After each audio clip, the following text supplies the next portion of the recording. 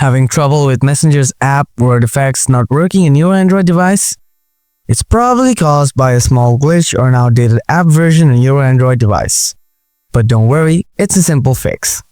Let's jump right into the solutions.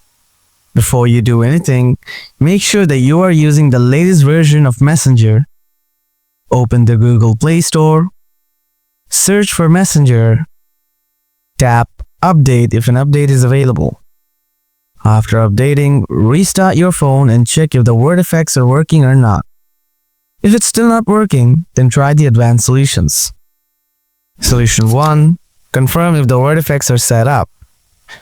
Open the Messenger app. Get into the chat where you want to use word effects.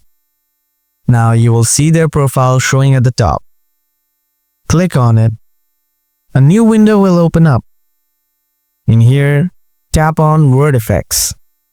If no word effects are set on here, add some to test if it works or not. If it doesn't, then go to the next solution. Solution 2. Log out and log back in. Tap and hold the Messenger icon on your screen. Then tap on the eye icon or app info. Go to storage.